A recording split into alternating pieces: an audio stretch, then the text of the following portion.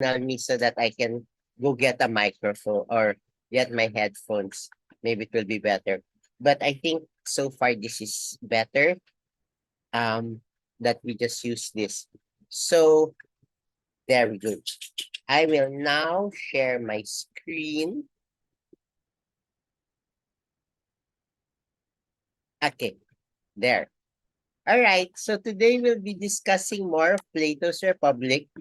We'll see how far we can go with it. Especially with regard to his discussion on on the primary discussion which is at hand here between him and in this group of men. Uh oh no, I forgot. See, I'm so bad with names. But anyway, uh just so you know, it's really interesting though that the two primary speakers, of course, I forgot their names again, but let me just check. Wait. Anyway, we're online, so I can actually just go to the text and check.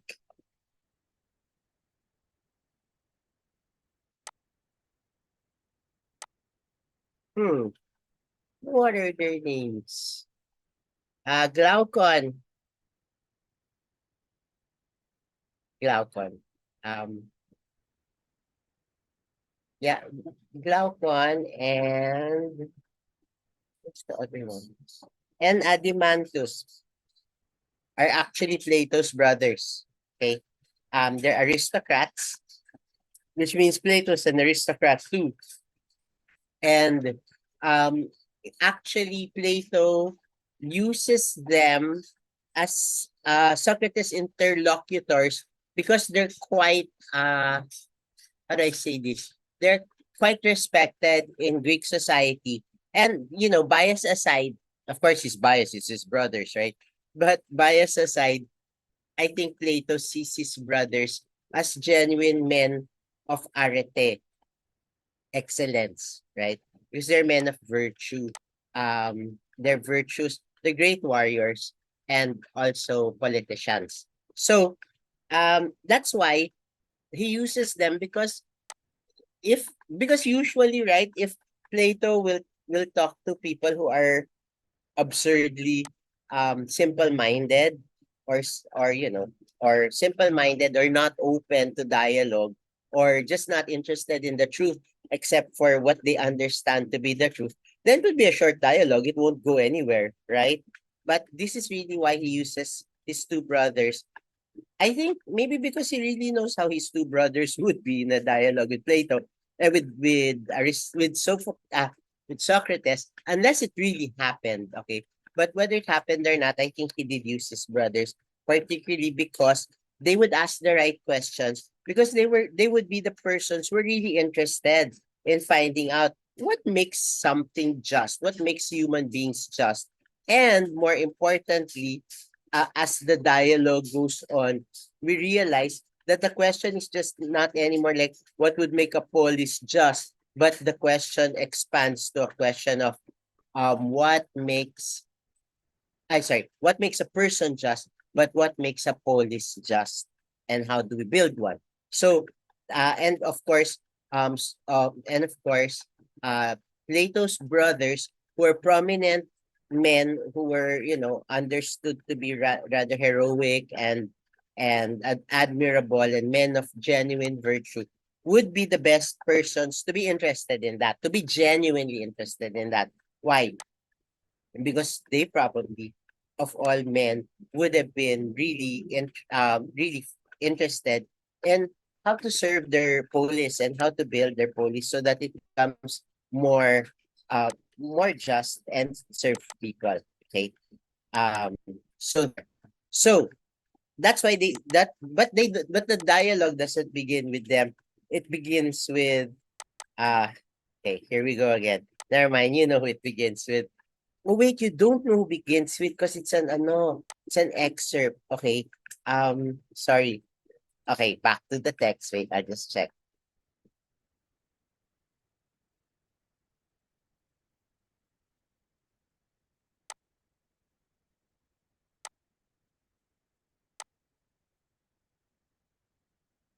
Who is the first person he's talking to?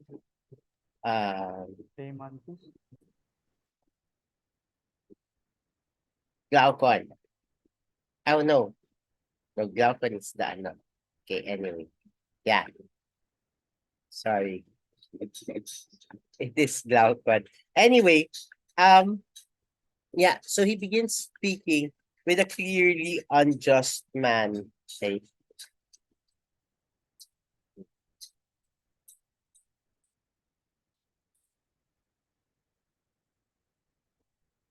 um, wait, sorry, I just have to really check because I will not be put to rest until I'm on this. Wait, who is the first? Aha.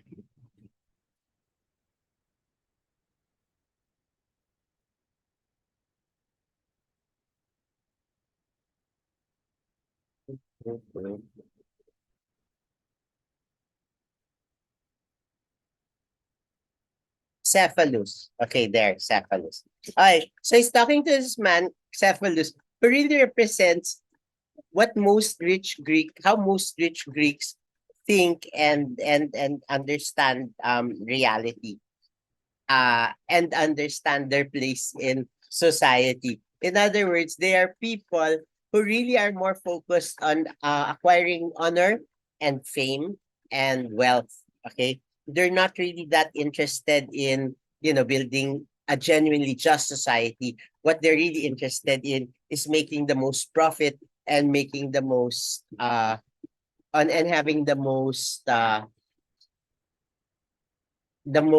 renowned for themselves. So they want to be well known and well respected so that they gain power and wealth in their society. Okay, so that's who he's talking to. In the beginning, in the first two books, he's talking to him, and then as they speak, it's clear that he doesn't really have a sense of justice. He only has a sense of his own advantage. And in the end, he admits that basically it only really pays to be known as a just person or a just man because then people will trust you and you can take advantage of them and then you'll gain fame and power because of that. So in the end, um, so push forward his own ideas because in the end they'll get stuck. And then that's all he wants to know about, how to gain power, how to become wealthy, how to become influential. That's why the conversation continues with Plato's brothers because they want to really know, is it really advantageous when to live as a unjust man and just pretend that you're a just person? What is justice really? Is it just doing good things to people who are advantageous to you and doing bad things to people who are disadvantageous to you? What does it really mean? Well, are people or genuinely oriented towards being just, or is it like what Cephalus believes?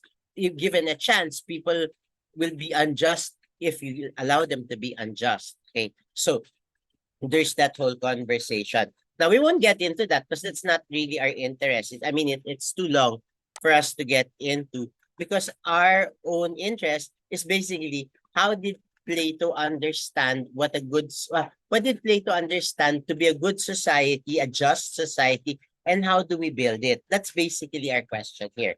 Okay. Now, like I said, the very foundation of what Plato understands to be a just society is the kind of society where part, each class performs its own function without usurping the functions of the other classes, and then just doing what it ought to do given its virtues, because every class has its own virtues. Three classes: farmers, merchants, guardians. Okay. Um, and he believes that these three classes, of course, that's not the three classes in a real um polis. Okay, like Athens wasn't just made up of those three kinds, but he kind of summarizes the people who we will need in a society to be those three kinds because what he understands is that these are the three essential classes in a society, and each must be willing to and oriented towards fulfilling their own role according to their excellence. And if that's realized, then they will have a just and a good society. Okay. So there. Anyway, so okay, first, why are there three classes? Because basically, Plato begins to ask the question, why did we even have to have, I'm sorry, why do we even have to have a state? What is the function of the state? Well, he says men come together, human beings come together because we cannot fulfill all our needs by ourselves, right? So basically, what we need is a community where each person more or less specializes in things which they are going to be good at doing. So like there has to be farmers to grow food. There have to be cobblers to make shoes. There have to be people, tailors to make clothes. That so there would always be those things. Why? Because if each person had to sew his own clothes, make his own shoes, and grow food, it wouldn't be a very it would be less efficient than if people started growing their own food and planting their own growing food for others and making shoes for others and making plants for others. So um that's why the class of workers emerges, right? And then and they're necessary because we need those things. Now, the next class of people that would be necessary are traders. Because if you don't have, first of all, in a very simple, and basic society, okay, everyone just can trade with each other what they need. So you just basically need people who make things, right? So if I need shoes, I'll go to my neighbor and say, I have carrots. How many carrots do you want for me to get a pair of shoes from you? Then he'll say, you know,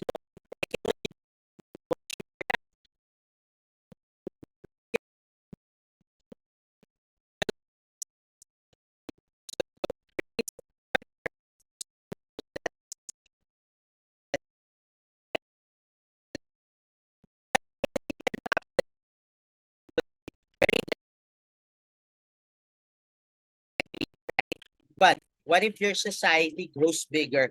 Your needs become more, not just the basic things, but more things like more things that not only are made or grown in your own polis, but are actually made or grown in neighboring policies, right? So what would you need? You'd need traders to be able to know who makes what, who grows what, etc. So then you'd need traders. That's why you have farmers and traders.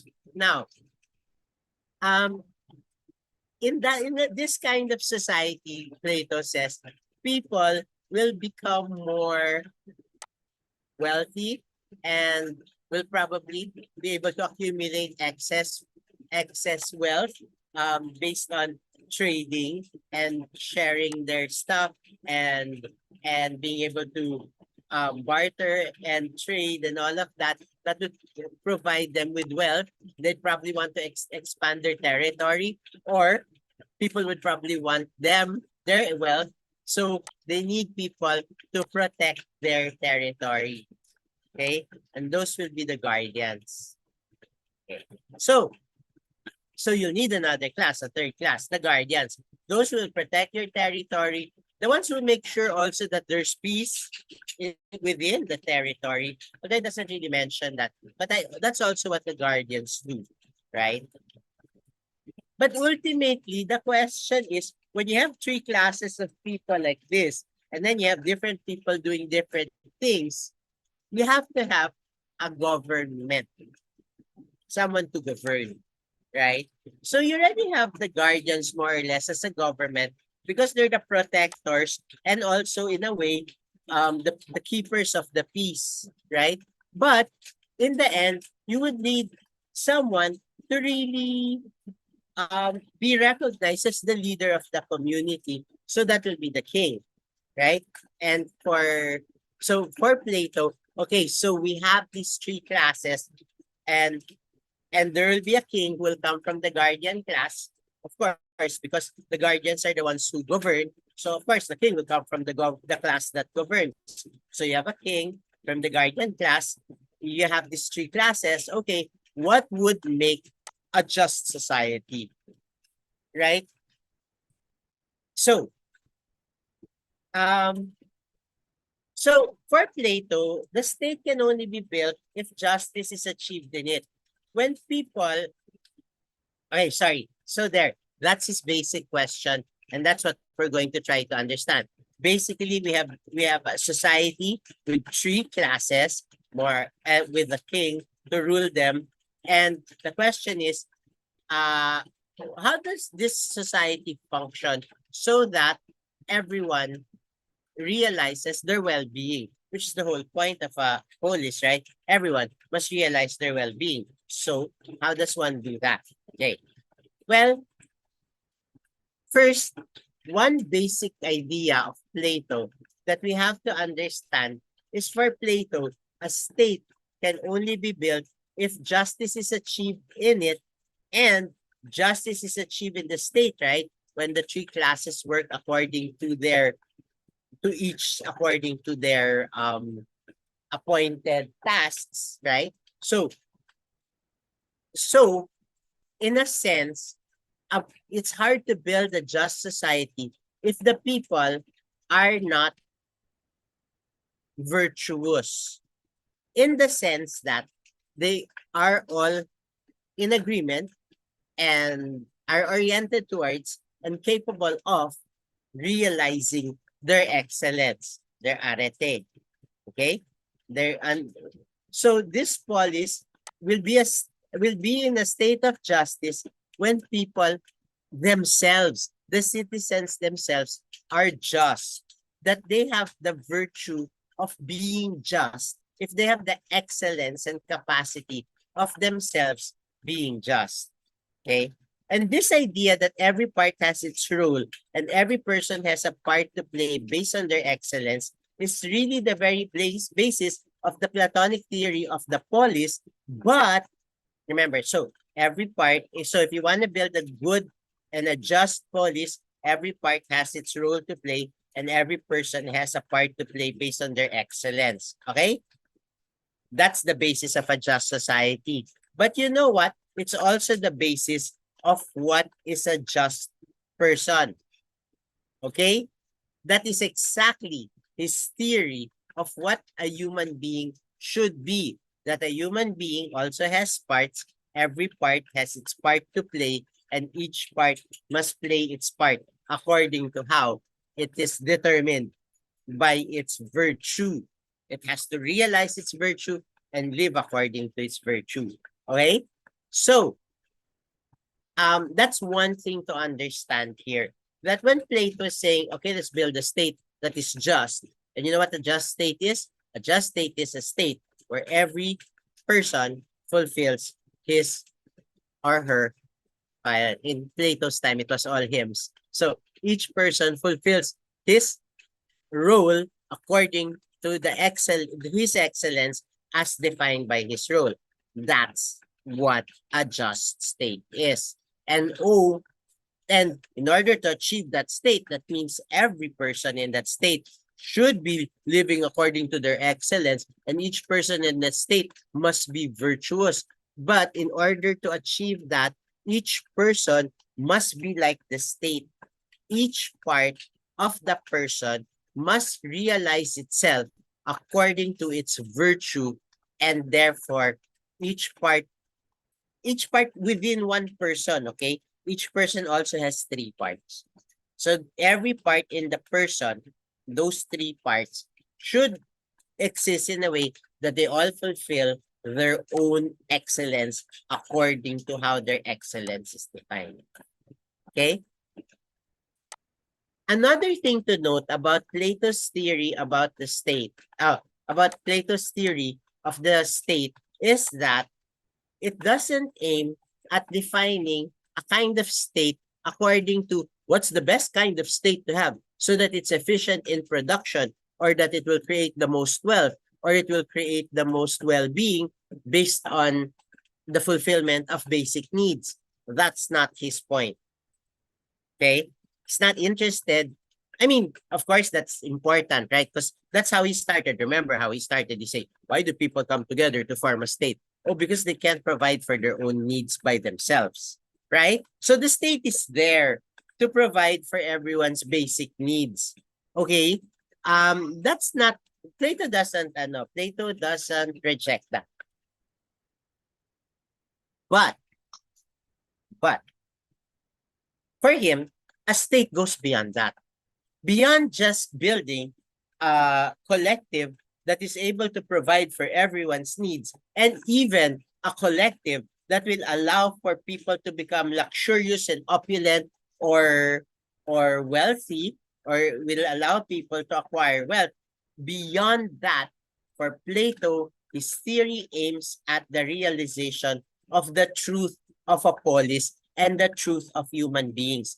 I would like to emphasize that when Plato builds his state, when Plato figures out this is how to build a state, and this is the virtue, this is what a state should look like, and this is how the state should function, and this is how a government should function in a state. When he's thinking of that, he's not just thinking in order to provide the basic needs of citizens, but what he's really thinking of is in order for the citizens to be able to realize their excellence as human beings. Okay?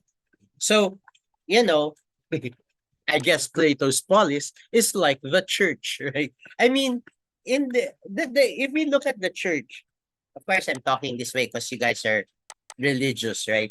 But if we look at the church, ideally, not in real life, because we don't want to look at the church in real life sometimes. But anyway, ideally, if you look at the church, um, let's say the Roman Catholic Church, the whole church is a state, right? In fact, we have a capital, in the Vatican, right? So the church is the state, and it's being run by a government. But the whole point of the government, of course, ideally, okay, I would like to emphasize ideally. Ideally, the government is being run so that each person who falls under that state is oriented towards realizing their excellence as human beings, not just to get their basic goods. You know what I'm saying? So think of your own orders, right? If you think of your own orders as a state, okay? Think of your own orders as a state. It has a government, right? It has a government structure. In fact, it has a constitution, right? I mean, you wouldn't have an order without a constitution. It has a constitution, and it really has a hierarchy, a structure of authority, right? There's a structure of authority, and there's a political structure, and there's a governance structure in your very institutions. Now, part of the function of that governance structure is what? To provide for your needs, right? That's why you can study. They're able to raise funds. They're able to invest so that whatever capital funds they get, they're able to sustain it. They're also able to budget and to be able to buy things, and they even build, right? They even build and all of that. So what is the government of your congregation about? It's really there to provide basic services and to make sure that everyone's basic needs are met. That's why you're clothed. That's why you can study. That's why you don't go hungry. I hope they don't make you go hungry. And that's why you can travel and buy clothes and things like that, right? But is that the whole point of the government of your congregation? Of course not. That's just such a minor part of it. That's such a minor part of it. That's why I think most of your superiors really had to be forced into their administrative functions, right? I mean, I don't know how many superiors really were happy to become superiors, but when because it's really hard to be a superior because you have to think of all these practical needs. But at the same time, and more importantly, your orientation is to make sure that each citizen, member of the congregation, each citizen is belongs to a system that orients them towards their excellence, right? You're not just part of the Jesuit order in order to be clothed and fed and study. You're there primarily because you want to reach your excellence as human beings in the way that Ignatius was able to define in his constitution with his first companions, right? Ultimately, that's what the congregation is about. It's a it's a political structure, yes, but the political structure exists in order for the people who are part of that structure, its citizens, to be able to easily orient themselves toward the holy. Right? Isn't that what your congregations are basically okay, I hope that's what your congregations are basically doing, right? It's harder to see in secular parishes, but it's easier to see in the orders, right? Because the orders really do exist to build uh, the city of God, where each citizen is oriented towards the holy. Right? Because think about your constitution and think about your systems. Aren't the systems there to help you be able to structure your life around prayer? Right? Aren't the structures there to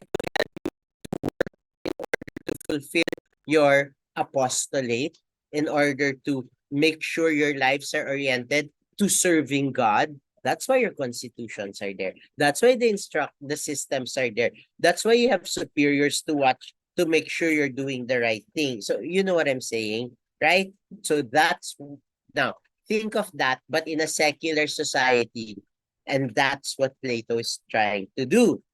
Plato understands, I'm not going to tell you what first, but Plato understands that if human beings really want to achieve their excellence, they have to be oriented towards the good. Oh, I said it na pala. There. So human beings have to be oriented towards the good. That's the only point. And of course, they need the basic needs. Otherwise, they won't be able to survive. They won't be able to do anything. So yes, the government exists to provide everyone their basic needs. Everyone should have their basic needs. But the whole structure of government should be able to orient people towards living a life, not towards create creating wealth, development, um, economic development, technological development. That's all part of it. Sure, it can help. It should be able to be part of your basic needs being met. But the overall structure is to help people to achieve their excellence as human beings oriented towards the good. Right?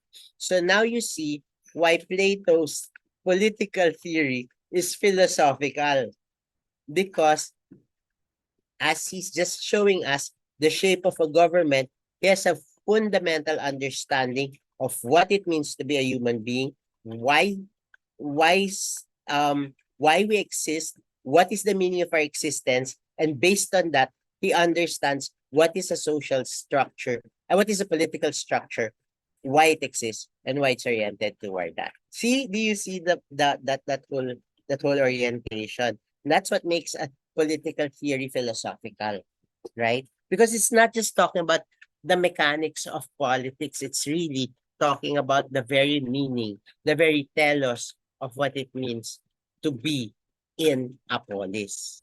Okay. By the way, I'm wondering, I'm sorry, everyone, some of you already made your own groups, right? And then you already put it in Canvas. I'm sorry, I had to dismantle them. No, I'm just gonna ignore them, okay? Because those that when you make your own group like that, I can't assign it to be the group of the assignment. I don't know, there's something like that. So I just put you, did you see? I made another set of groups with funny name. Well,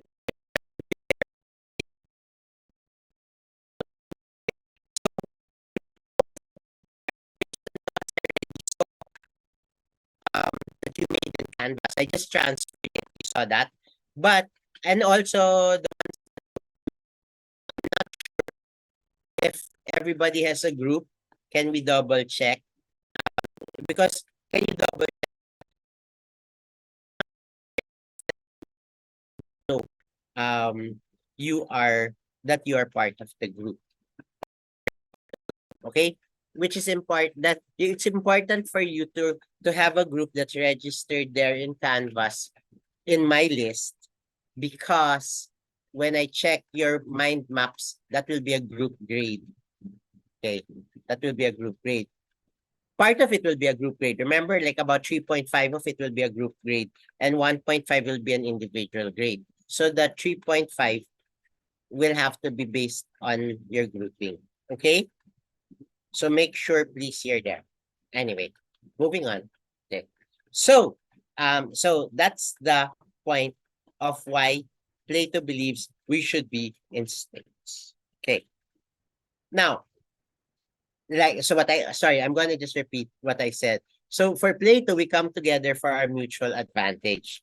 It's one of exchange of separate persons for their individual well-being. Because usually that's how we think, right? That um every person comes to a society because they have their own individual needs. And the reason why I should be part of this collective is because being part of the collective will serve my needs, my individual needs. Okay?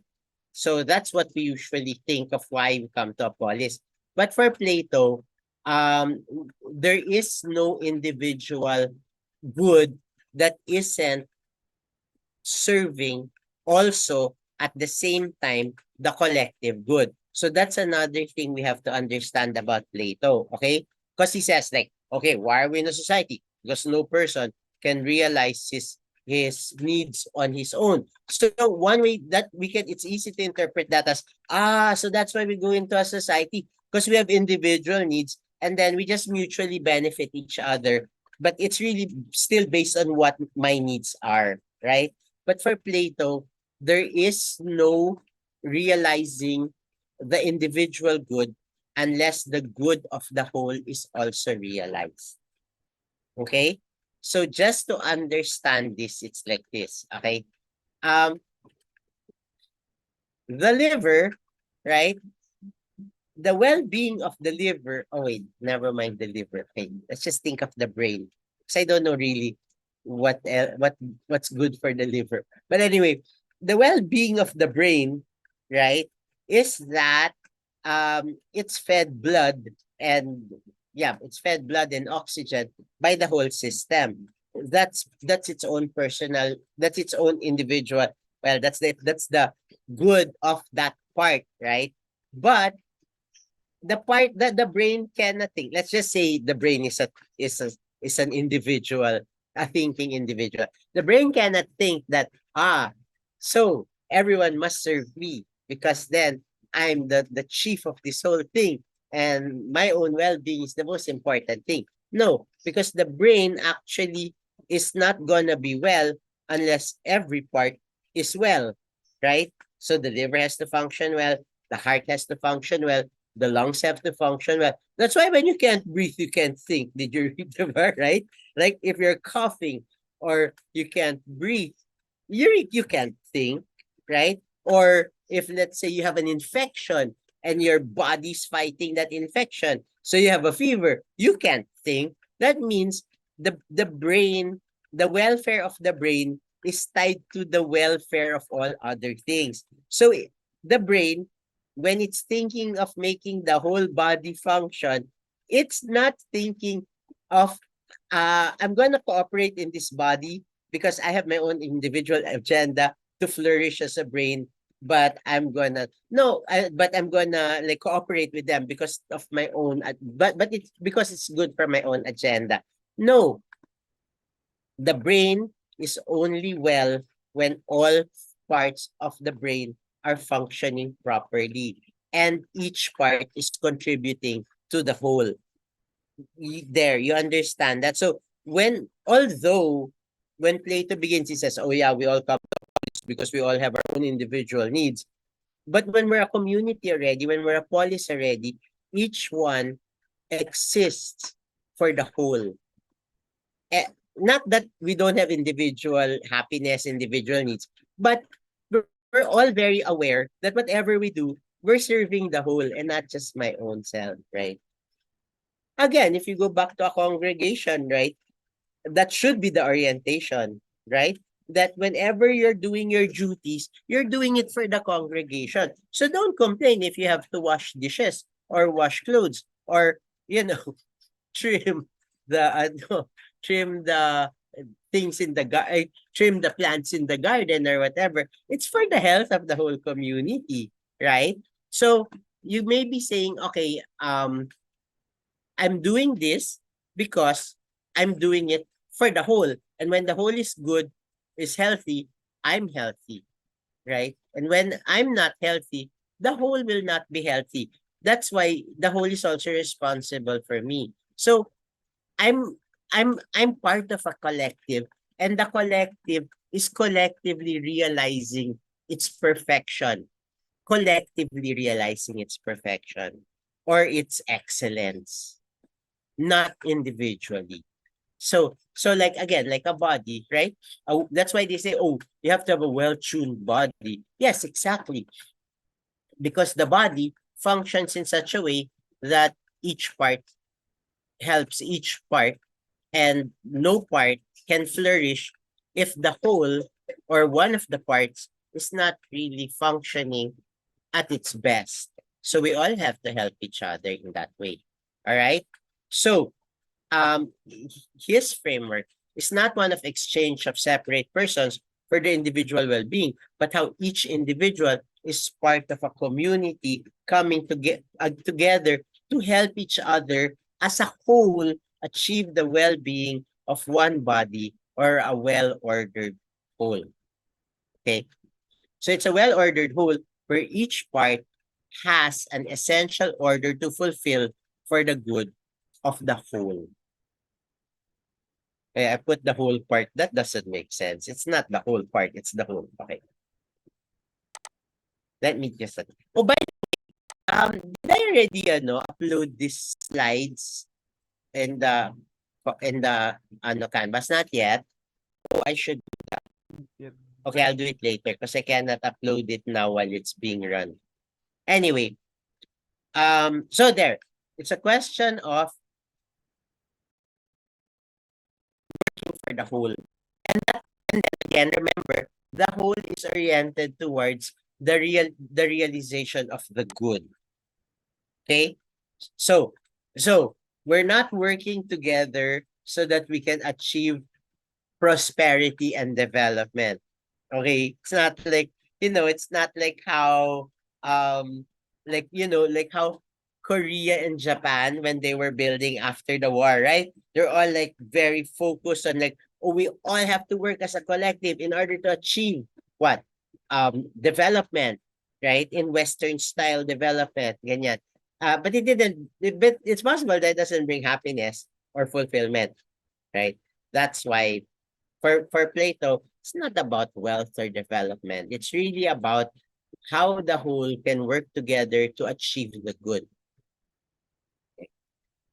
You know, um, it's super interesting because there was a survey of the happiest countries in the world. I mean, it's an ongoing. I mean, it's they do it every other year, I think, or every year. So every year, every other year, there's a survey where I don't know who goes around, but there's a group who goes around countries where they take a survey of the whole nation, and then they see which countries are happiest, right? And then you realize that the countries that are happiest the Scandinavian countries. Do you notice that? Okay. Um, or do you even know what I'm talking about? That there's such a thing, right? There's a survey of wait, let me check since we're online. See, this is why I like doing online. When I tell you stuff, I can check myself. But I think I should have a fact checker in class, right? Whenever I say stuff, and then you're like, that doesn't sound right. I better check. But anyway, or best countries to live in. No, happiest countries in the world. So okay, wait, let me check, guys. Let me think. Okay, happiest countries in the world 2023. See, there is a survey. Um, oh, and it's even published by the World Population Review. Ha, so that's a no. That's very legitimate, right? And guess what's the happiest country in the world? Finland. Okay. And then the ones that are among the top are Denmark, Switzerland, Iceland, the Netherlands, Norway, and Sweden. Do you notice that there's a pattern? They're all more or less in the same place. Did you know that? Did you notice that? Right? They're more or less in that part of Europe that's frozen. No, okay.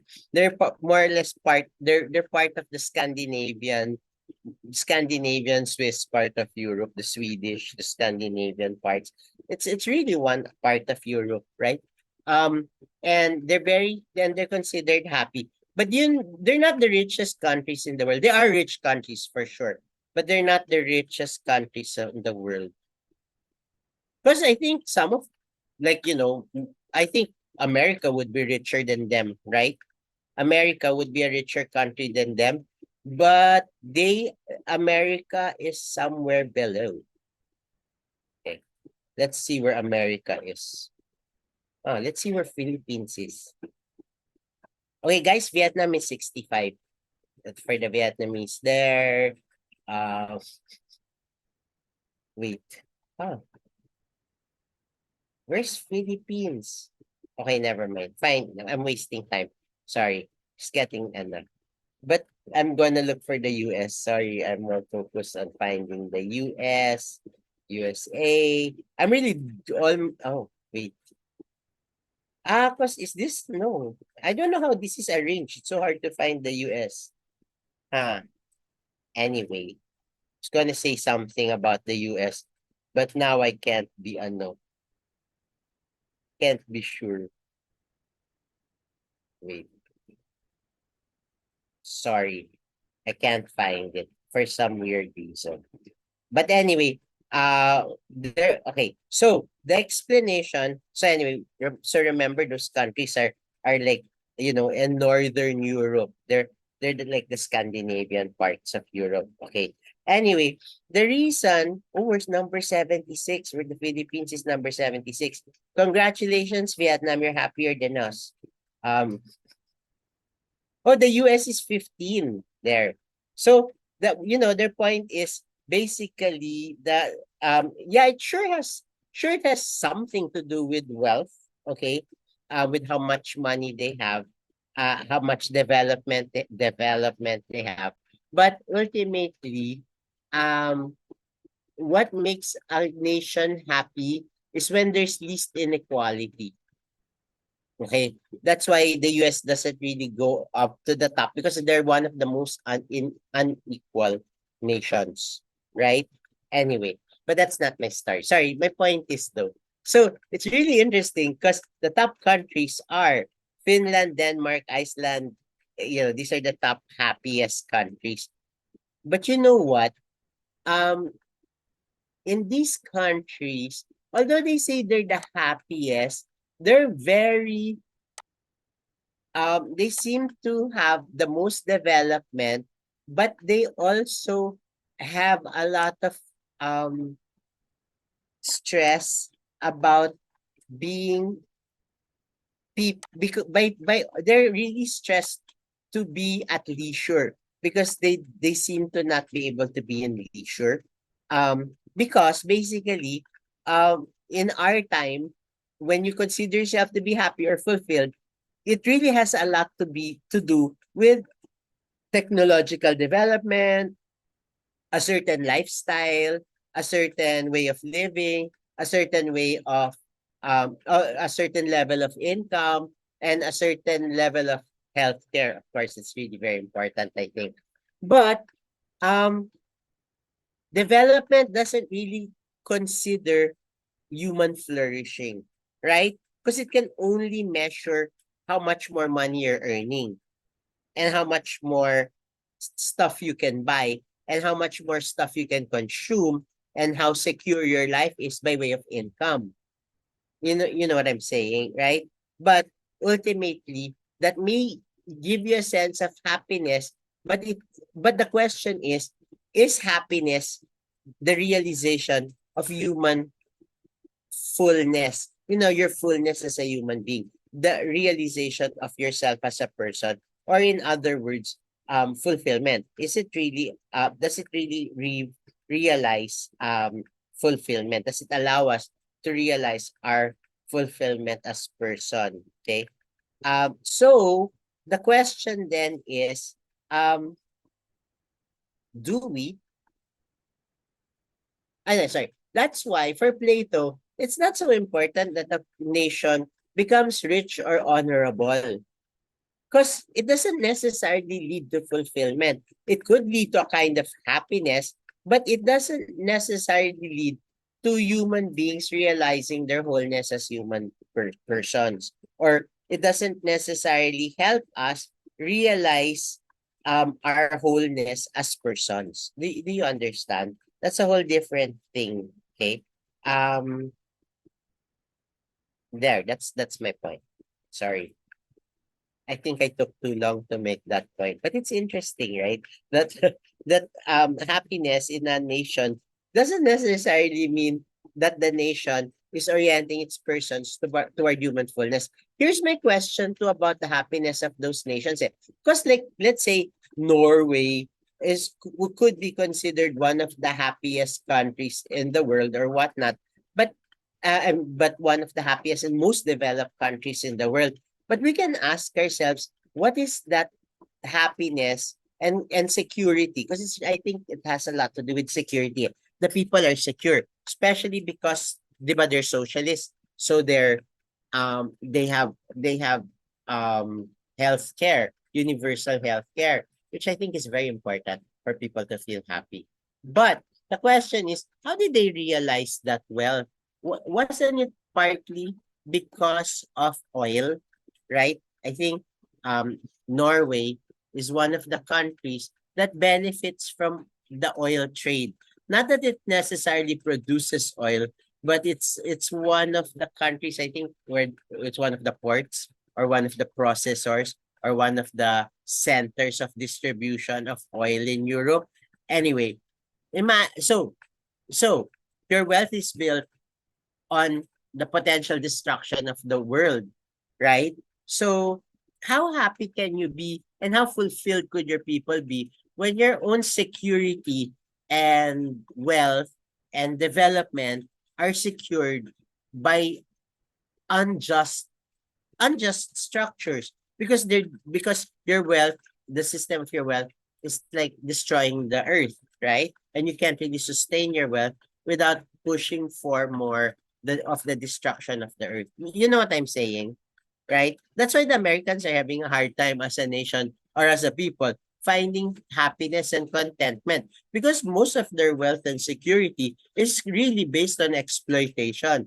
And not just exploitation of other nations, but even the exploitation of their own people, right? Blacks, Mexicans, and even the poor white Americans, which is actually why they're very Trump oriented. Okay. Anyway, you understand what I'm saying? That it's not enough for a society to be built on structures that allow it to develop and produce wealth. Because as Plato will say, the real orientation of a society is to orient itself to do the good and to realize the good. Okay? All right. So let's now discuss about how the state exists. And the basic metaphor of the state really is the state is like a body. I already explained that. A body exists as a whole with parts which work together for the benefit of the whole. Each part exists to nourish the whole, and the whole exists to benefit the parts. In order for this to happen, there has to be a well-ordered whole with well-defined parts. And the body has reason, appetites, and will. Okay? And will. Okay. So the state sorry, what is reason? Okay, that's the part that thinks, right? The will is the part that seeks to realize itself in the world and to impose itself in the world or to act in the world. And the appetites are the parts that seek to um extract its nourishment, right? So the appetites are there to extract nourishment. The will is there to act upon the world and shape the world and to do thing and to impose the human form upon the world, for instance.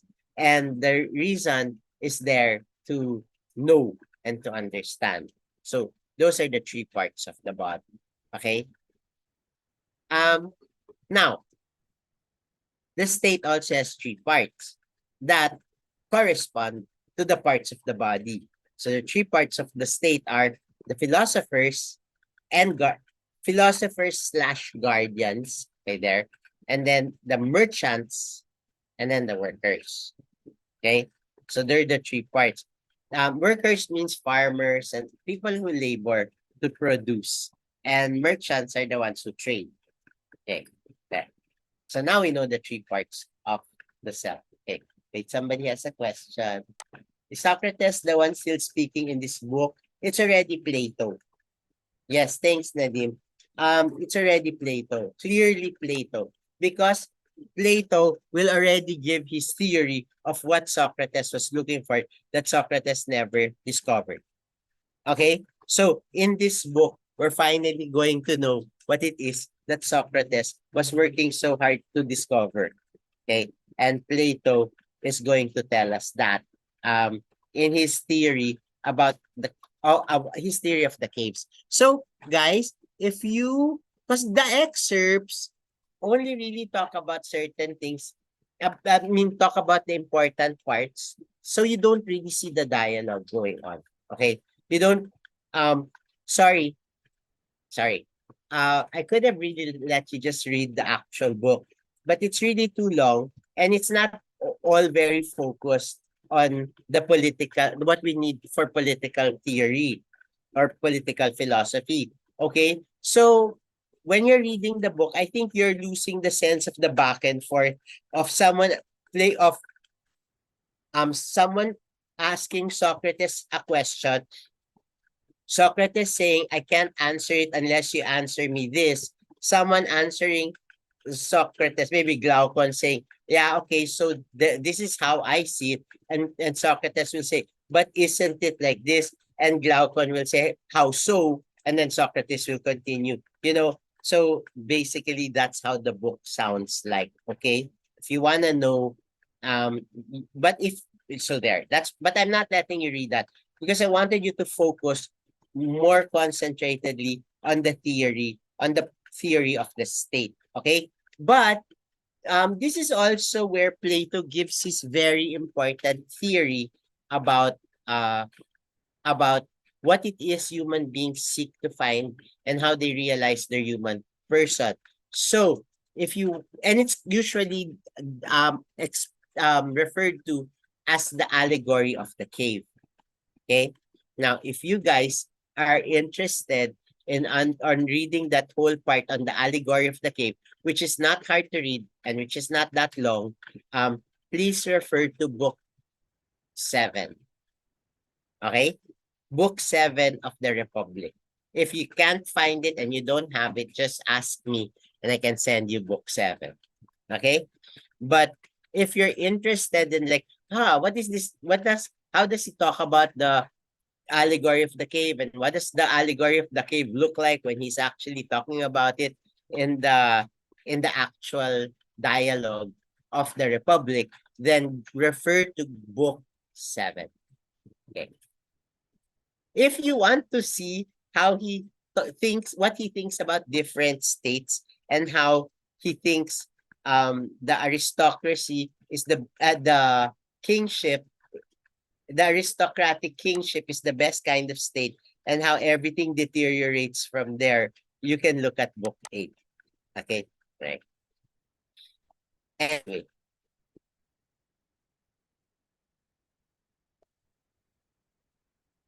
guys, I told you already, right? We're skipping Aristotle because we want to focus on Plato more, and then we'll go straight to St. Thomas. Because basically, Aristotle doesn't add that much to our discussion. So I just put it all on Plato, what I wanted to say, even in the parts on Aristotle. So I hope you don't mind. Of course, you don't mind. That means less for you to read. But anyway, but yeah. So since I remove Aristotle, maybe you want to go read book 8. Okay. Anyway, um, sorry. So remember the three parts: the guardians, the merchants, and the workers, or the brain, the mind. Sorry, not the brain. Reason, spirit, and appetite. Spirit is that is I call it will. He calls it. The translators call it spirit, but it's really that part of us really that seeks that seeks honors, that seeks triumphs, that seeks wealth for the sake not of being consumed, but basically to be able to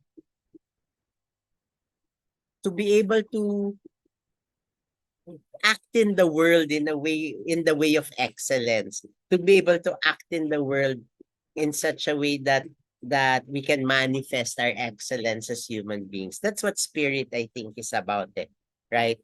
And this is also what will. That's why I say spirit or will. Okay, all right.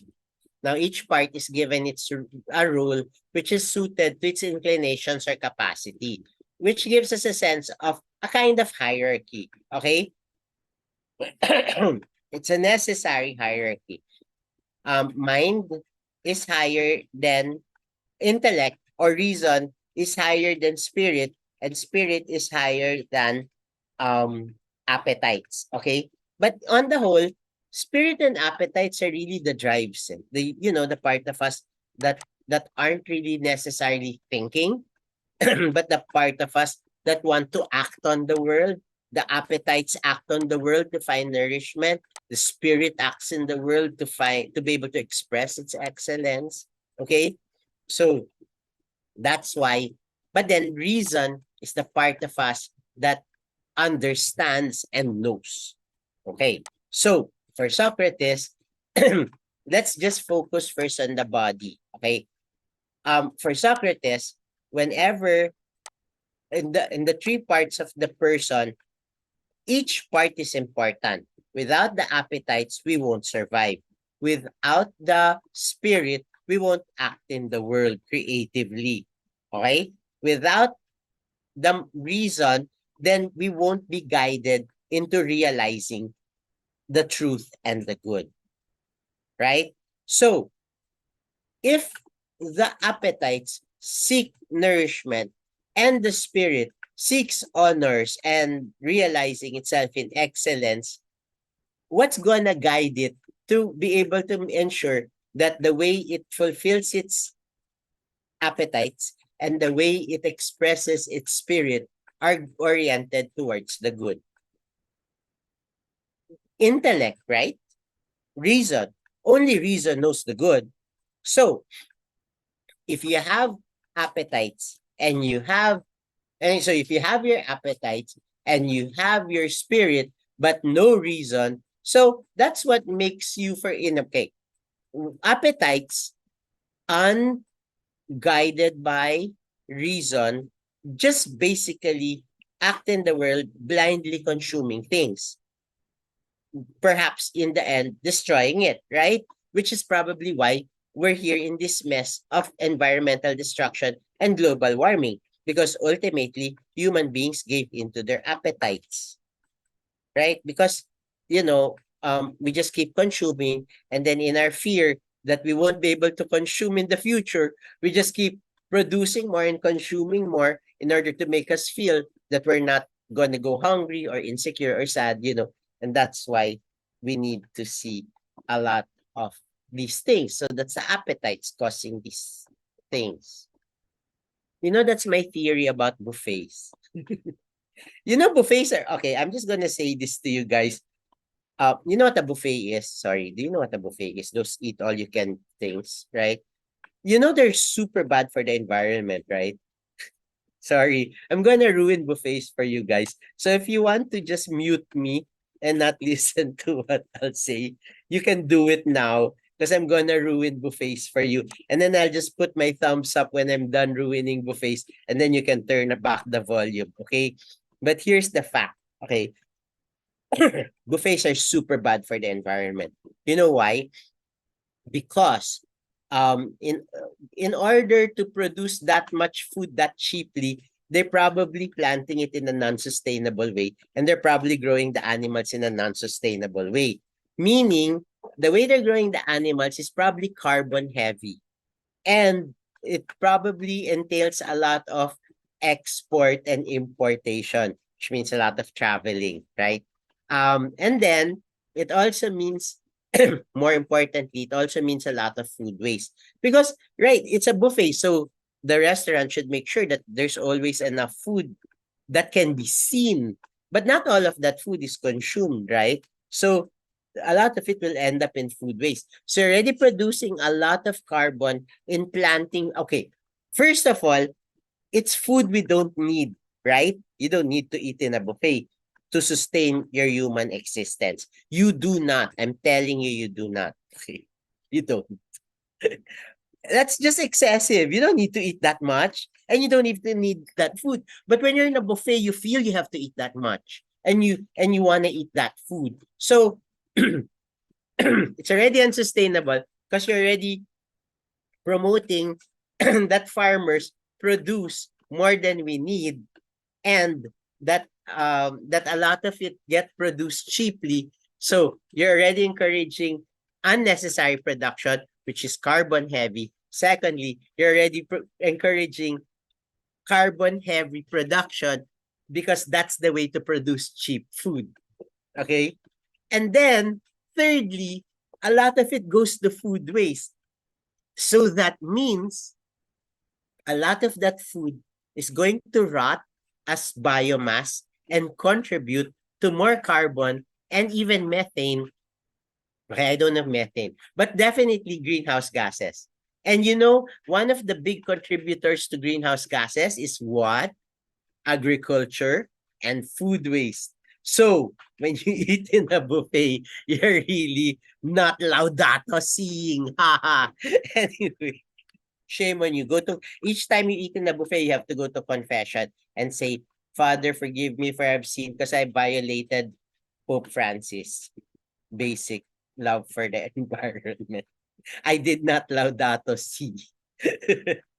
Anyway, sorry. Okay, thumbs up. It's okay. You can listen again. I'm done talking about buffets. Anyway, no, but my point about a buffet is, why do we love buffets? Because I think this is my theory. Is I think our appetites, di ba, the only focus of our appetites is to be able to make sure that we are sustained, right? That's the whole point of the appetite. But the appetite goes on overdrive when it's insecure. And we have been insecure, right? Because that's how we're built as human beings. When there's food, we eat as much of it as we can because we don't know when the next food will come. At least our ancestors were like that, right?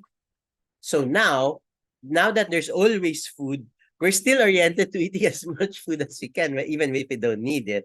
So what happens? Well, we get it psychologically. It's just better for us to see that we can eat a lot of food because it assures us that we won't die of hunger.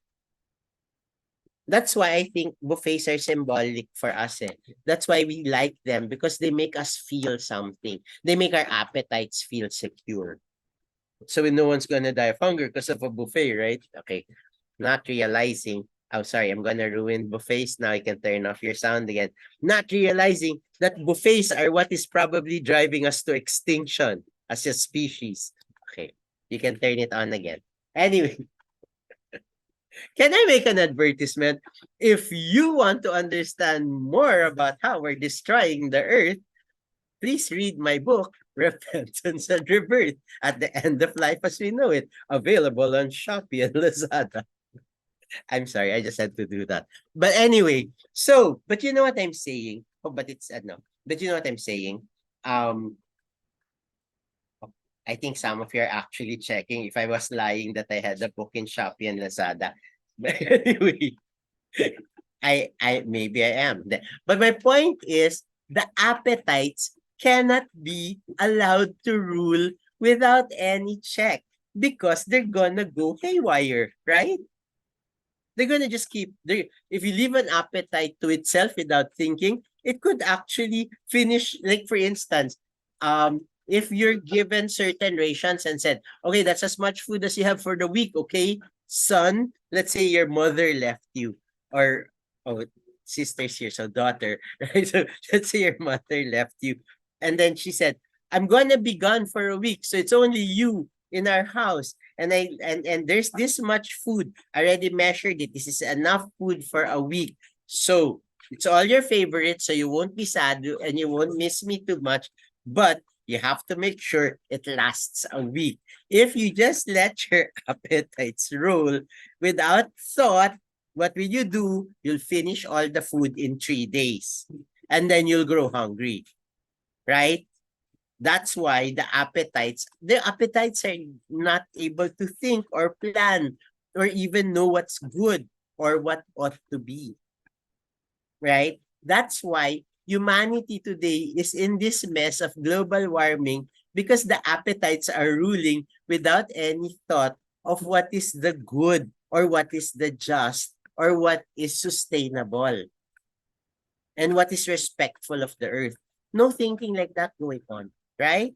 So, next is spirit. A spirit just seeks to make human beings feel that they're flourishing and that they're realizing their excellences. So, when spirit rules without thinking, what will it do? It will just keep building cities.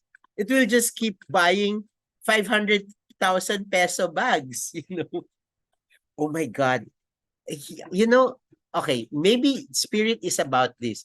So my neighbor, okay, sorry, I have to share this because it's been bothering me. But I have a neighbor who's selling shoes, uh, their shoes. I think it's like brand new, but they think they don't want they doesn't fit them or whatever. So they've been selling it in our neighborhood garage sale chat in Viber. And it always bothers me to see it because my neighbor is selling it for 10,000 pesos. These are Nike rubber shoes, okay? And she's selling it for 10,000 pesos, but she's selling it for 10,000 pesos, but the original price is 17,000 pesos. And that blows my mind. Why are shoes 17,000 pesos? Do they float in a flood? See, that's the only reason I think shoes should be 17,000 pesos. If these shoes, and they are my size, if these shoes, whenever it rains and floods, will allow me to walk on water like Jesus, I will buy these shoes for even 17,000 pesos. But I don't think that's what these shoes do. So what do these shoes do? Nothing. They're just basically shoes that were produced by Nike to celebrate the year of the rabbit. So they're special editions and they're expensive so that if people see you wearing it, they'll say, oh, look at that guy. He's rich or spiffy or powerful because he's able to buy that kind of thing, right? That's what spirit does. It seeks honors and it seeks wealth, but if you allow spirit on its own to just act on its own, that's what it will do. It will buy 17,000 peso shoes. It will buy 200,000 peso bicycles. It will buy like 10 million peso cars. I don't, yeah, there must be 10 million peso cars, right? I don't know that, by the way. Oh, Nadim, that's so sad. Your Nike is only 200 pesos. I bet you bought it in Ukay Ukay. Hey, guys, if you buy in ukay-ukay, that's a double-edged sword, ha? Because I think you should. I mean, it's a really good thing because you get to recycle clothes, right? Because one of the contributors to global warming is clothes that we buy and we don't, and then we keep buying and they keep producing that, but we just throw it.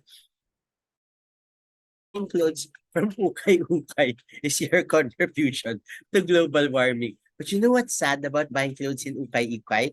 It kills the local industry. So people get poorer because people lose jobs because they're not making clothes because you're recycling them. What a world we're in, huh? Nobody really thought about how to build a better world. The spirit just keeps acting in such a way that I want more. I want more. Not because it fulfills my appetites, but I want more because I can show off, right? Why is fashion so important anyway? It's really a question of the spirit showing off, showing how good it is, how much it can buy, how powerful it is, all of that, right?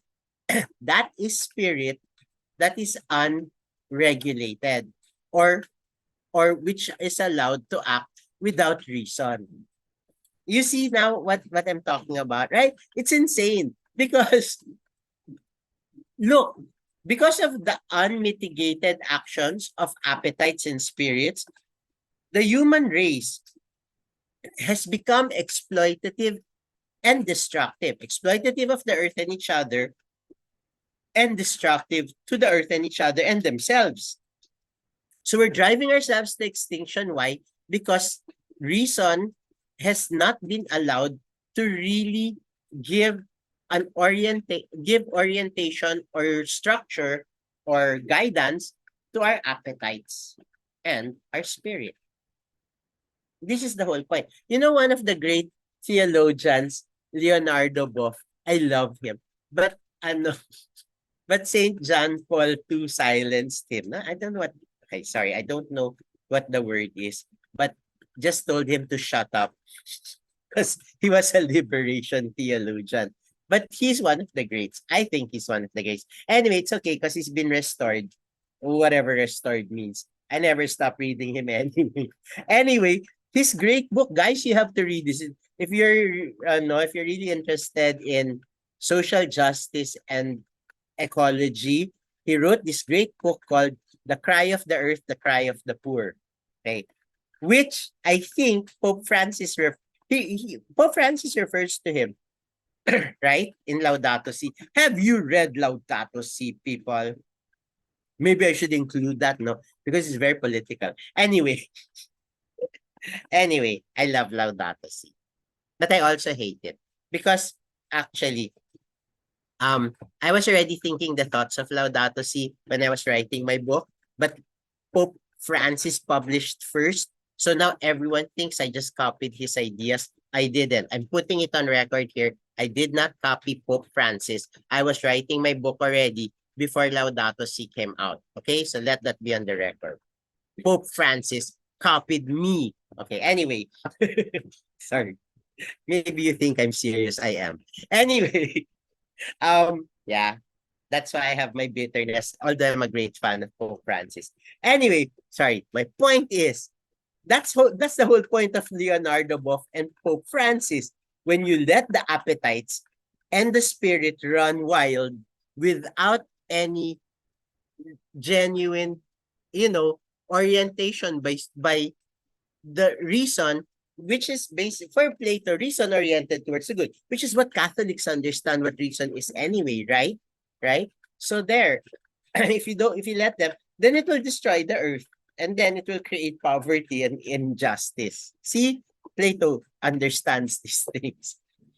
Now, so for Plato, a human being, a real, a just human being is a human being whose appetites. So I guess you saw this coming, right? A just human being is a human being whose appetites and um spirit are by reason because reason should orient these two aspects of the self to the good. Okay?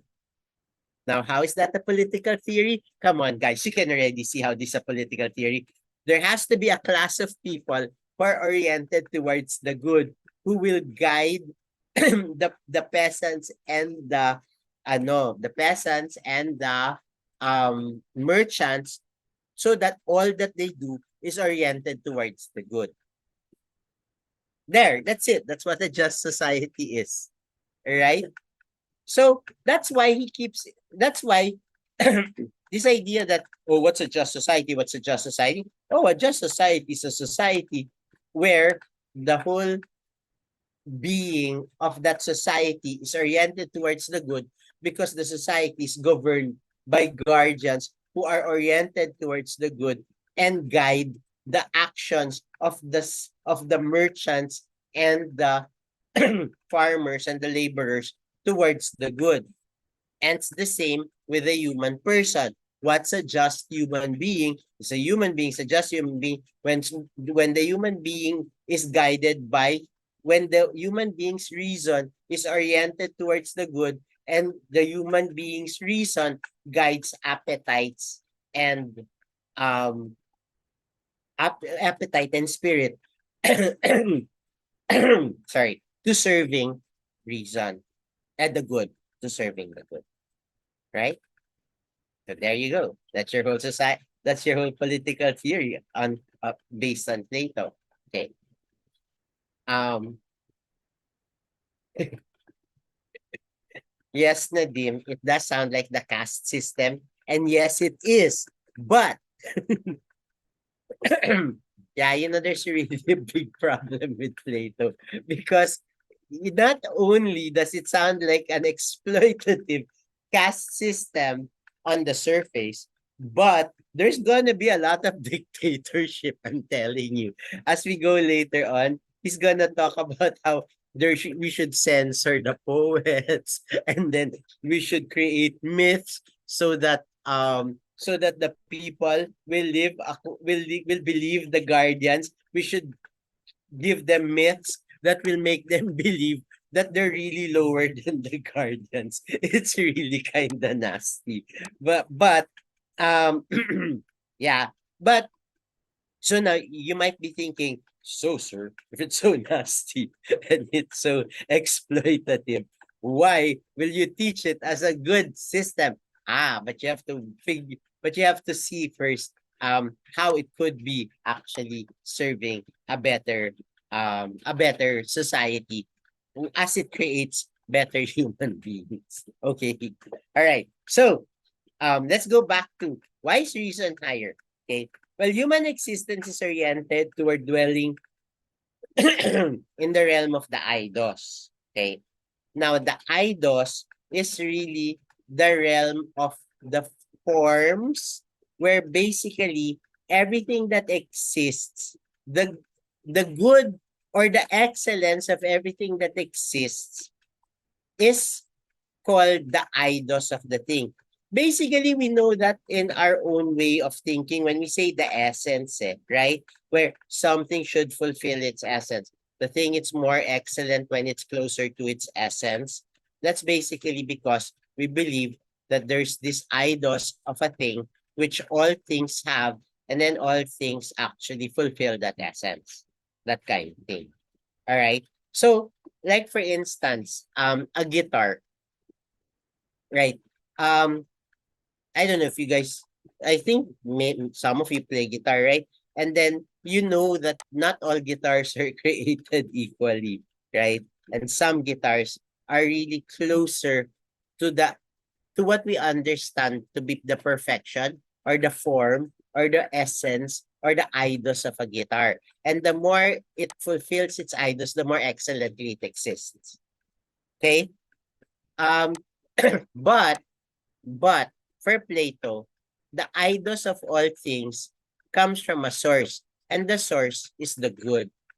The good makes is the reason why the participation of all things in the good is the reason why we experience all things as having an eidos. Basically, all things participate in the good.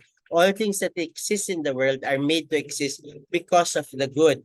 And that's why all things seek to realize they're good because there's such a thing as the good, which is the source of all things, right? And that's why we think, that's why we have a sense that all things have an excellence, a good toward which it seeks to realize itself. Okay? All right. So the way to but the way to understand the good is to somehow be able to look at things and see how things participate in the good. And the way we experience that is the eidos of something. Okay? So when you say, oh, what is the excellence of something? Well, the excellence of something is how it participates in the good, right? And sorry, let me rewind. Yeah. So the excellence of something, and sorry, when something is excellent, think we experience it as participating in some kind of perfection, some kind of essence. And so whenever we think of something like a guitar, we're thinking not this guitar is a good guitar, but but I intuit that it's this close or that far from the excellence of a guitar. You know what I'm saying? So that's what we understand to be the good. It's good. But that excellence is basically the particular things participation in the good. The way I see it, this is just me, okay? Because when Plato talks about it, he really thinks there's a realm of forms. There's a realm where where all things participate. And sorry, there's a realm where all the forms in which all the things participate in are there. And then human beings should be able to look into that world, get into that world, participate into that world in order to actually see what the forms are and to understand what in the world of changing things is unchangeable, right? But I think what he's actually saying, this is me, okay? This is me. Sorry. But what I think is actually saying is this. When you look at things, you intuit that things have their own excellence and they're good. When you contemplate the good of these things, it will lead you to contemplating the good itself. Okay? Now, I'm going to put what I just said in terms that you people, I'm talking about you people, will understand. Okay? It's hard to see God's self, right? It's hard to see God in God's very self. In fact, it's impossible to see God in God's self, right? Right? But what leads us, first of all, to recognize God? You know what? And I think this is really true. When you're young and you still don't really have a very good conception of God, think about it. What were the things? Because you guys are all religious, right? And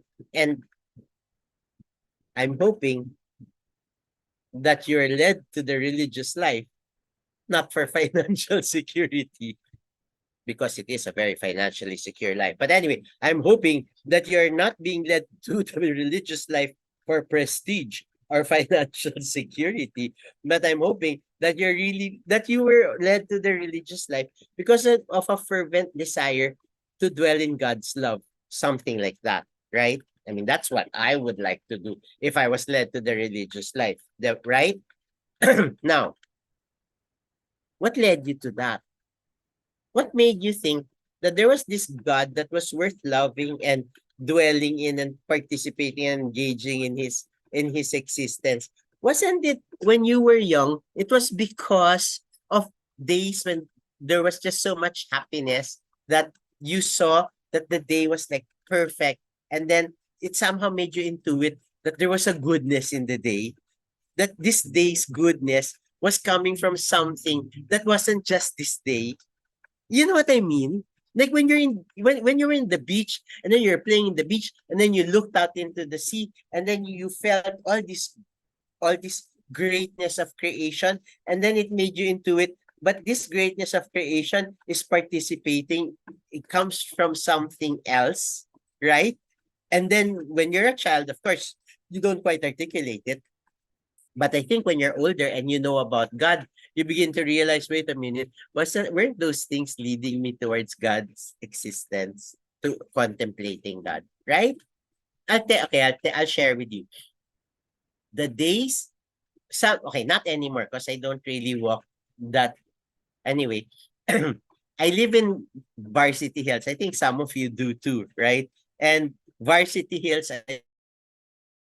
like some kind of uh formation house village, we're like the home of many formation houses. The Jesuit provincialate is here, and ironically, literally a stone's throw away across it is the Opus Dei house. Anyway, but we have a lot of formation houses here, right? The Passionists are here, and the Chameleons are here, and and the Ah, I keep forget this Holy Spirit people are here. The tama ba yun? Heart of Jesus. Basta. Yeah, anyway, my point being, sorry, that's not my point. I'm just saying in Varsity Hills, I think there's some orientation to the holiness because there's so many religious houses. You can't walk the roads without bumping into a nun or a Jesuit. Anyway, sorry, my point is, okay. But you know what my most intense experiences of God are that really make me at least be sure that there's a God, or remind me that there's this being that's greater than me. It's walking really the road where ano is, where the Senecal sisters are. Because that road is the road leading to my house. If I walk home from Ateneo, that's the road leading to my house. And when I walk that road, nothing to do with the Senecal sisters, or maybe something to do with the Senecal sisters. Anyway, but when I'm walking that road, the way it's structured is such that it opens to the sky. It's like there's a lot of trees across, but at the same time, the trees seem to point at the sky.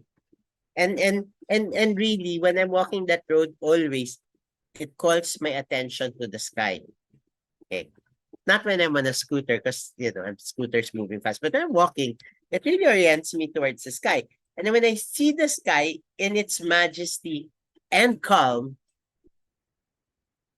somehow I intuit. It's not that I think about God, but I intuit the presencing of God. You know what I'm saying? Right? I think that's what Plato's ideals of the form are. That, okay, so when you look at things, so it's like the Jesuit seeing God in all things, right? When you look at things, your experience of looking at things is that they lead you to the contemplation of God, right? I think that's why Plato has this theory of forms. Don't quote me on it, please, because I think Plato scholars will fight me. But it doesn't really matter because it's just us, right? But the way I see it is that when Plato experience that the things that present somehow hint at an excellence, right? But that excellence they're hinting at is their eidos. But really, the eidos is really the thing's highest participation in the good. So, when we look at the thing and think of its eidos, we are led to contemplate the good. Okay? That's why, for Plato, and not everyone can do that, but for Plato, that's the highest thing that human beings can do. What human beings can do is that exactly, guys, is what Socrates was looking for, right? When he says, what really is friendship? Because he wants to know what friendship is. Because if you really contemplate friendship and then you see the excellence of friendship will lead you to contemplation of the good. Because anything that exists participates in the good in its highest form. And when you start contemplating the good, you're oriented towards the holiness of things. Right? Do you understand what I'm saying? That's my theory. Okay. I could be wrong, but it doesn't really matter since I'm the teacher, right? So that's my point. See, there is this idea of Plato wants us Sorry. So, reason is the only aspect of ourselves that can contemplate the idols of things and that way see the good. Okay? So that's why it's the highest. You get it, right? So, yeah, Nadim. Oh, really? Idols is the same with Dharma. Oh, yeah, I think so. Yeah, I think possibly. That's why when you contemplate it, you achieve a certain level of a higher consciousness, right? And the higher sense of the self. I mean, you you achieve a higher consciousness and you elevate your existence to that. And the desire is to participate in that, right? So, the idos, therefore, but remember how this is my theory, but I think it's that that's why Plato thinks that we should be led by reason. Because reason, like when we're moving around in the world, right? Led by our appetites and led by our spirits, we're just walking around the world and seeing, what I can do with things, what I can make with things, how these things can serve me, right? But he's saying, but that's good, that's fine, because you really need to survive, and that's what you need. But beyond that, you should have reason will be able to see the things and say, but I can see that they are participating in the good. And I should also, aside from thinking of how to consume them and how to make them serve my glory, I should also try to immerse myself in their idols. I mean, to immerse to become aware of their idols and allow the idols to lead me to the contemplation of the good. Okay, so that's this point. So the order of the world, the real world, bears the order that reality and lead us to understand that reality. And when we build our city, we should build it in such a way our government policies are orienting us to live according to the order of the good itself. Okay. Now here's the thing. not everyone, not everyone can actually know the good. Just like not the whole body can know the good. What part of the body can know the good? Reason. Okay? So, if you take that, okay, sorry. Yeah, but sorry anyway. I'll just continue with what I said. So, if you take that to be a metaphor for the state, that means not all people in the state can know the good, right? For the people who know the good, the guardians. Okay. Now, what the implication? And therefore, the guardians should govern. All right? Okay. Anyway, before I continue why that's important, just to give you a sense. So, a well-ordered person orients her life to living according to the order of the good, according to the idols of things, but according to the good itself. Which means when I act contemplating the good and not just acting in relation to things. Like for instance, what would this mean? This would mean when I think of like, like the most important question, to what do I devote my life? Right? To what do I devote my life? Maybe I think I'll devote my life to creating art. But if you create art, you should be able to do a kind of art that participates in making present the good in society, right? Not that doesn't mean your art has to be goody goody and always moral and have a moral lesson, but because of your art, people should be able to contemplate the good. It should awaken people to the good, remind them of the good, call them to participate in the good. The same with politics. What do I do? What should I do today? I'm a politician. I should act in governing the state. But your governance should be oriented towards leading the people to a contemplation or to an opening of the good, right?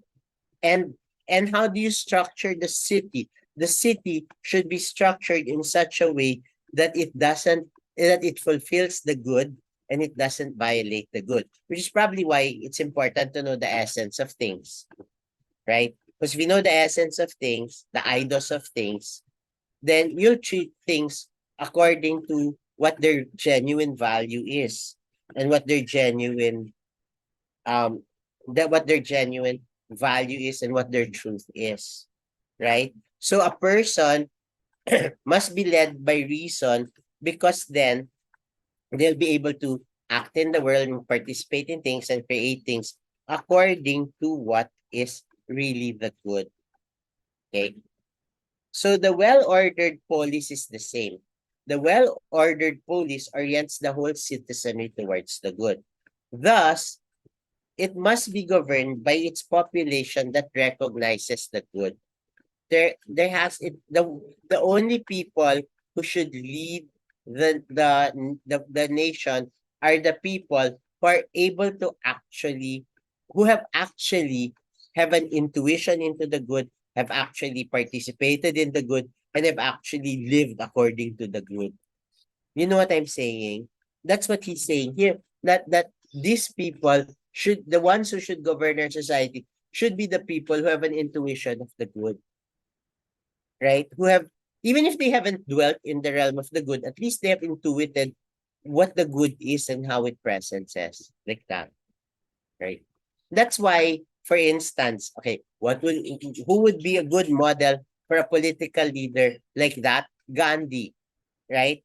Because Gandhi tried to lead India according to how he understood not just how good things are, because he understood ahimsa. Ahimsa is the good. That's his understanding of the good. Ahimsa is the good. So everything you do has to be according to ahimsa or satyagraha, which is the truth, right? So he, because of his contemplation, was able to intuit what satyagraha and ahimsa were in themselves. And then in his everyday practice, he tries to understand, how do I translate that intuition? You know what I'm saying? Right? And that's what Plato's trying to explain. People, there should be a class of people who are able to, or maybe not just even a class, but there should be people who have somehow intuited the good, understood the good, know what it means, what the presencing of the good looks like, feels like to dwell in the what existing according to the call of the good is like. There have to be people like that. Why? Because these people will be the ones to orient us in our daily actions towards living according to the good. It's like just as a metaphor, it's like you have architects who will build your city, but in order to building your city, these architects should be the ones who have actually somehow dwelt in the city of God. This is Saint Augustine, right? There should be architects that somehow should have been dwelt in the city of God, or at least intuited the city of God, so that when they actually build the city on earth, they're able to build it according to what they intuited in the city of God. You understand? Right? So, not everyone should try to build the city. Only the people have actually intuited the city of God. Okay. That's why, guys, okay, I'm to the Filipinos out there. That's why I'm so impressed by Jacinto in his writings. Because in Emilio Jacinto in his writings really writes about what in sorry. So guys, we have a hero called Emilio Jacinto. He was like the ideologue of the revolutionary movement that liberated us from Spain. Okay? His name was Emilio Jacinto. But he wasn't really basically he was a writer. And then in his writings, particularly, well, he didn't write that much, or at least not that much exists. But in his writings, particularly his masterpiece called Liwanag at Dilim, okay, he speaks of what he calls the kingdom of the Tagalogs, the kaharian ng mga Tagalog. Basically, what he's talking about there is the basic structure of Philippine society. But when he talks about the basic structure of Philippine society, he's thinking of the kaharian ng Diyos, which is the kingdom of God. And he's saying that this is how we should really build our leaders. This is how citizens should act based on the kingdom of God. See, that's basically how he's talking. That's why this is one example of how and why it's necessary for a certain kind of people called guardians to lead the society, because they're the ones who use their reason to in the way that their reason into its what present says. I sorry. Yeah. So they're the ones who are able to use their reason in a way that our actions in the world are rooted in the good. Okay. Okay. So, why is the subjection of the citizenry to the polis good? Why is it good, not subjection? Sorry, that's an ugly word. But why is the participation of a citizenry in the polis good?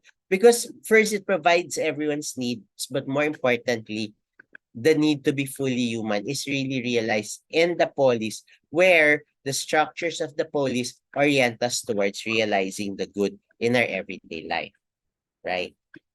So think about it this way, okay?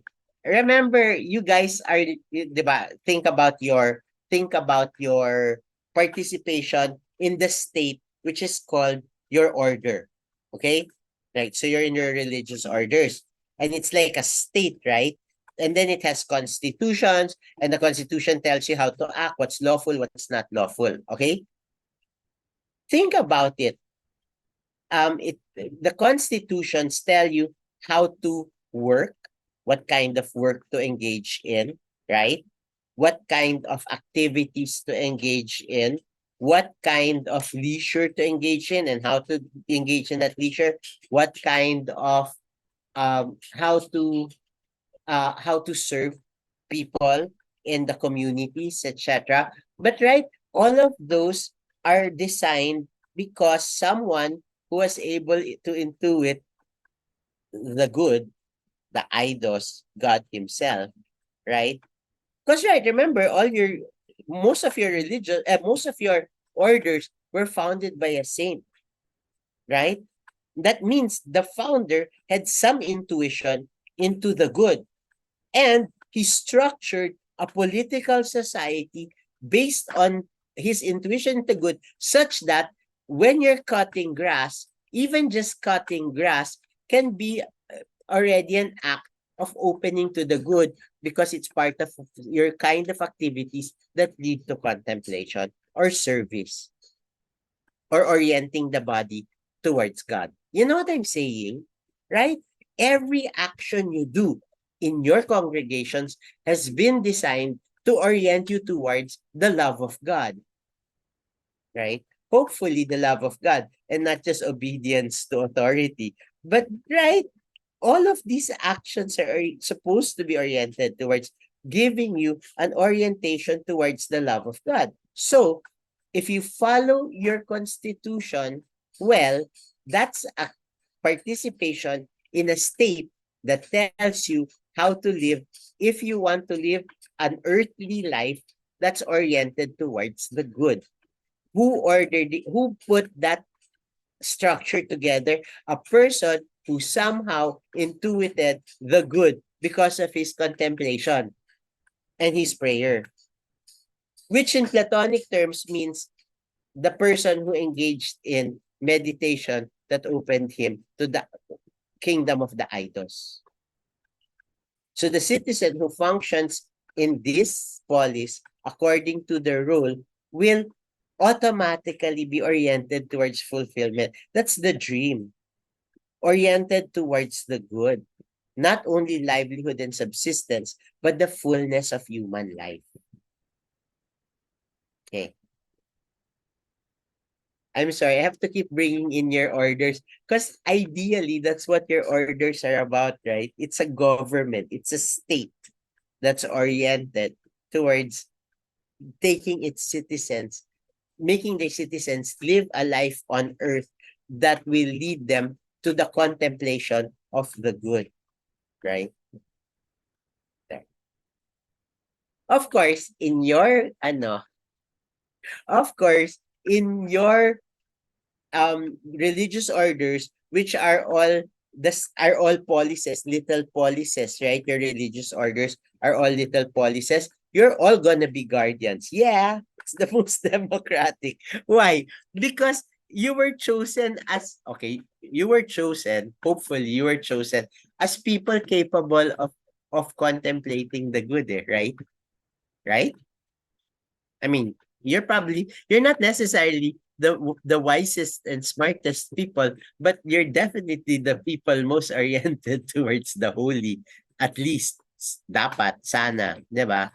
But basically that's what so in fact the orders are actually, if they are fulfilled in their best way, are actually the most perfect kind of policies, because you don't have workers and you don't have merchants, you're all guardians, but you take turns doing the work of merchants and of merchants and workers. But as you do the work of merchants and workers, you're very well aware of how the work of merchants and workers are oriented toward the good. Do you see how perfect your societies are? Yeah, but I'm sure it's not how things are happening. You're just all slaves to your superior. I'm kidding. Don't tell your superior I said that. Anyway, there. But you see how a polis can be oriented in such a way that the orientation is to lead everyone to the fullness of their human life. Except in a polis, some people just have to really fulfill their work as farmers. Some people have to fulfill their work as traders, and some people have to defend the city as guardians. But the point is, all of these people, when they're doing their work, because the whole city, remember, it's a body, it's one body, is oriented towards the good. As each fulfills their part, the whole is being led to realizing the good. Okay. Right.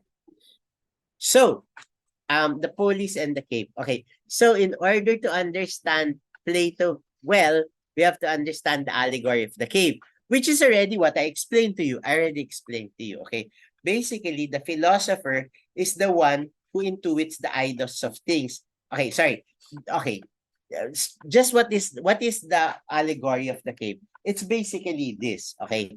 If you can imagine that there's a group of people who are somehow, God only knows how, or maybe through a magic spell. Okay, just think about it like this. What if there's a magic spell that makes people paralyzed in such a way that they can only see straight?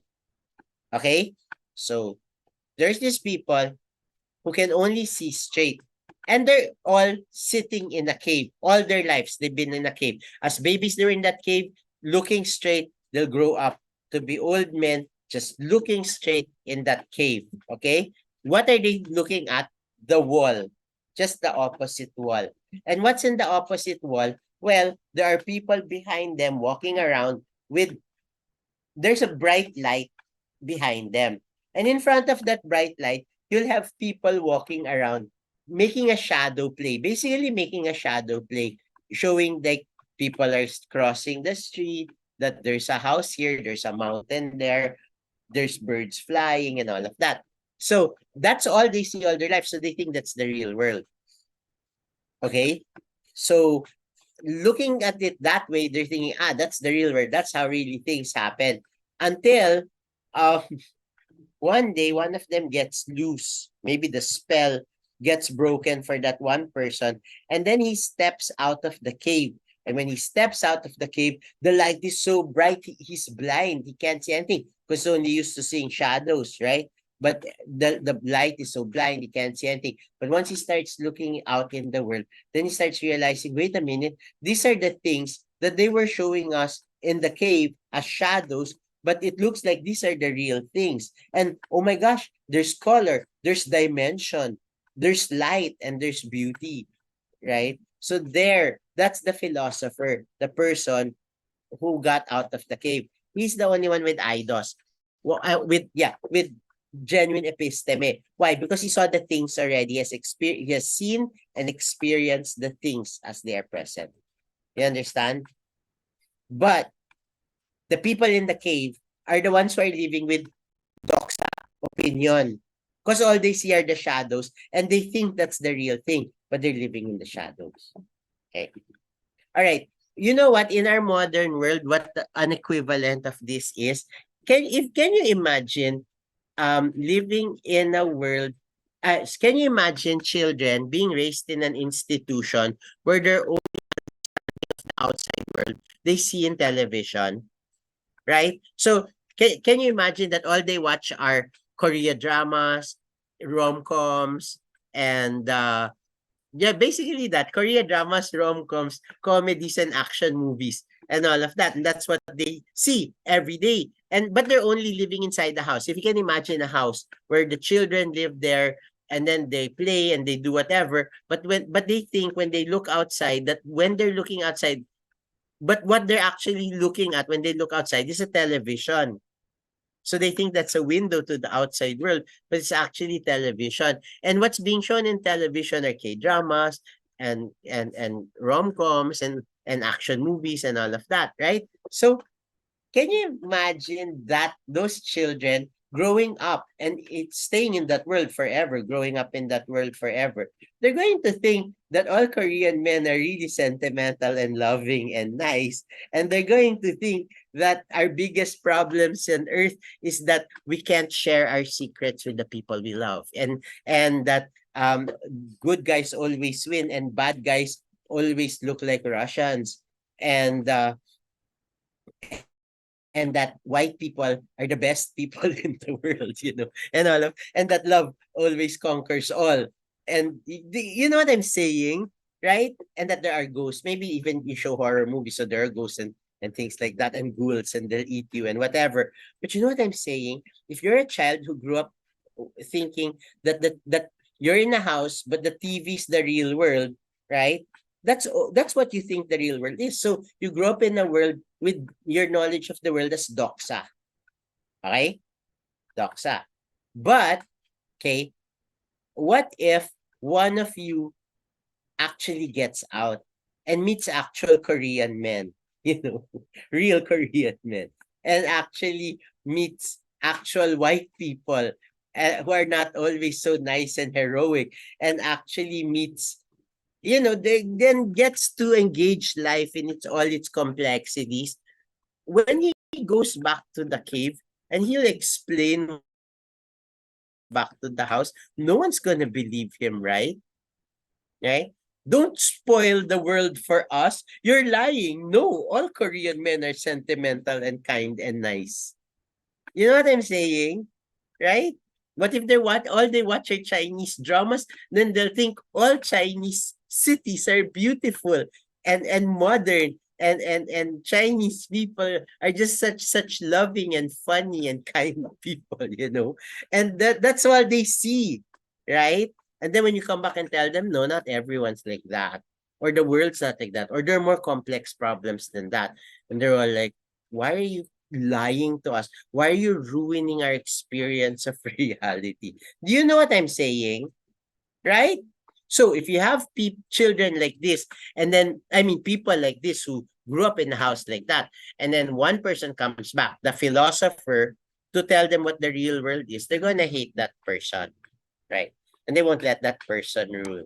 Anyway, but Plato's point is, but that person should rule because that person knows what the whole meaning of human existence is, how we should live our lives oriented towards the good, and what the good is really like, and why it's good to live your life according to the call of the good. You understand what I'm saying, right?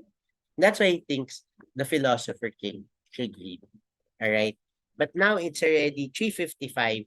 I think I'll end the slideshow, the sharing of the slideshow now, and just open it for questions in case there are things that you might want to ask, especially with regard to if you're doing your mind maps or anything like that. Because the mind maps are done on Friday, right? So maybe you have questions about the lesson or the mind map or anything like that. None? Really? So we can go? Are you sure? Are you sure? Are you just being shy? You just want to go home? All right. Fine. I think because you're excited, now that I mentioned your Korean Chinese dramas, you're all excited to watch them. And there. Okay. Anyway. All right. There. So my last word to you is, so now you can appreciate your orders more and your superiors more because they're there to lead you towards living the life of perfection in the good. Ideally. Okay, anyway. All right. Bye guys. I hope this was you were able to understand what I said. But I like these classes. I really like online classes. Anyway. All right. See you next another class like this, okay?